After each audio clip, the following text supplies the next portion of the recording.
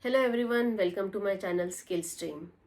Before starting the video, let me wish each one of you a very happy Independence Day. So now coming back. In today's video, we will learn about abstract class in C++. So let's get started.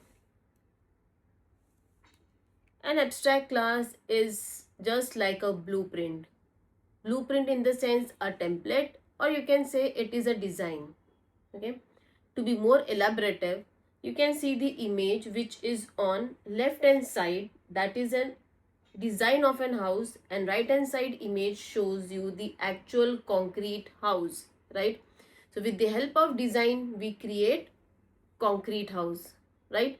So abstract class is same like a blueprint. It is used to create concrete derived classes. Now, how do we create an abstract class?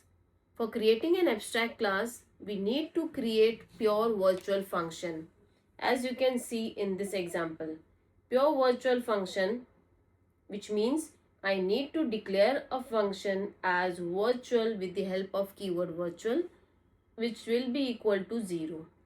So this is nothing but a pure virtual function. Now, an abstract class containing pure virtual function. It is just a design, a blueprint or a template. Through this abstract class, we will create derived classes. Okay.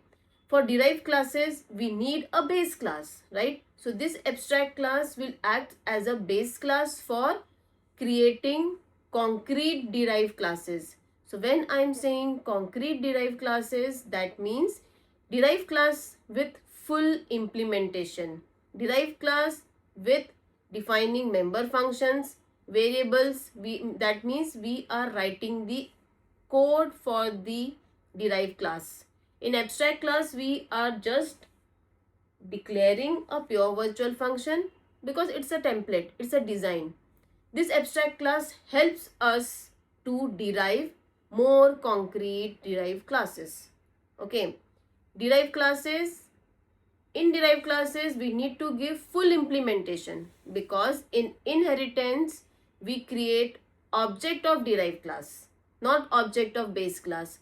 Now, when we are talking about abstract class object we cannot create because in the template, like in this example you have seen, this is a design. We cannot live inside this design, right? I need to create a concrete house so that I can live inside the house. Getting? So, abstract class is not used to create object, right? Let's see how it works. We'll take an example. So, the example shows one base class with name polygon. I have one derived class triangle. I have one derived class quadrilateral.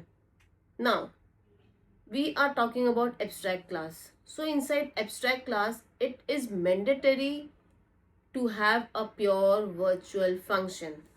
So this is a virtual function, pure virtual function equal to 0. That means it is pure virtual function. Now, from this abstract class, this is an abstract class.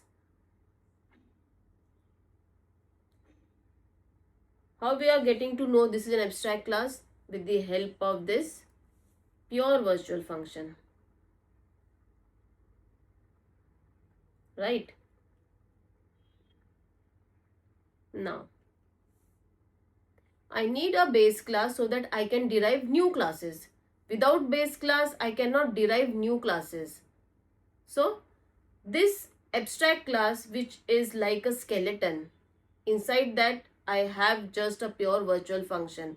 That abstract class is helping us to create two derived classes which are triangle and quadrilateral. Okay.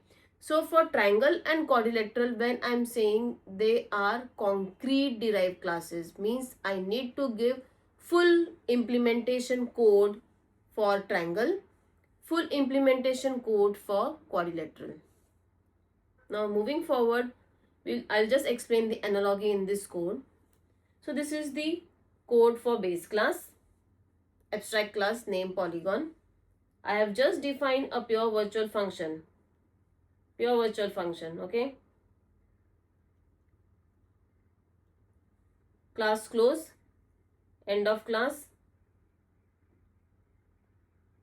Now this statement, polygon P, I'm trying to create object of that class, but we cannot create object of abstract class, right? Now see this, class triangle colon public polygon.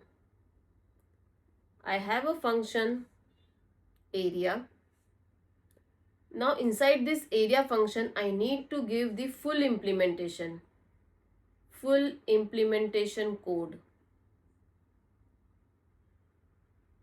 So when I am giving full implementation code of derived class, that derived class becomes concrete class, right? And then we will create object of this concrete class, and then we will call the area function using the object of derived class. Okay. So now we'll see the actual code.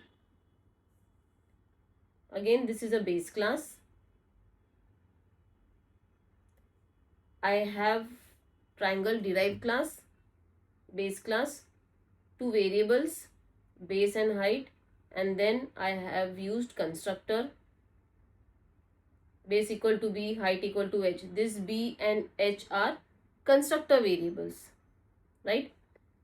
Base and height are triangle variables, class variables. So I have a function area. Inside that area function, I am calculating the area of triangle and then I am displaying it. Now we have one more class, quadrilateral class, which is derived from polygon class. So I have two variables, length and breadth. L and B are constructor variables. So this is a constructor code. Void area, I have calculated the area of quadrilateral and then display the result. So now in both the derived classes, quadrilateral derived class, I can say it is a concrete derived class, right? This is also an concrete derived class. Why we are saying it is an concrete? Because I have given the full implementation code. We have written the full code for class triangle and for class quadrilateral, right? So now come inside void main. Inside void main, we create object of derived class. See, in inheritance we always create object of derived class. So we have two derived classes over here, triangle and quadrilateral. We have created object and we have passed the values from here, right? So with the help of t dot area, object t is of which class? Triangle class. So this will call, it will call area function of which class? Triangle class, right? And the next statement, q dot area, q is the object of which class? Quadrilateral class. So now this statement will call area function of quadrilateral class. Clear? Now we will see the output. I'll execute and then I'll show the output. So just look this output, area of triangle, area of quadrilateral. Now coming to this. So again, this is an abstract class. This is a concrete class which I have just explained. This is one more concrete class, right? And this is main, in which we have created objects of two derived classes, right? Now we'll see the output. Yes, area of triangle and area of quadrilateral.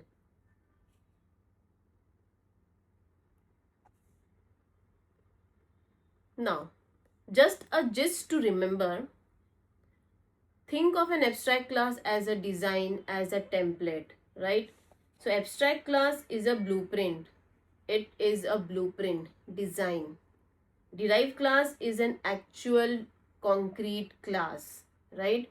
So with the help of abstract class, which is a design in which it is mandatory to have one pure virtual function, right? Then with the help of abstract class, we can derive more derived classes, concrete classes with full implementation, right? We cannot create an object of abstract class directly, as because abstract class is template, it is a blueprint, it is a design. So objects we need to create of derived classes because they are concrete with full implementation code, right? I hope you understood this topic. If you have any doubt, you can comment. Thanks for watching. Stay connected with Skillstream for more learning, technology and career focused contents. Wishing you all a very happy Independence Day. Thank you for being a part of Skillstream family. Thank you.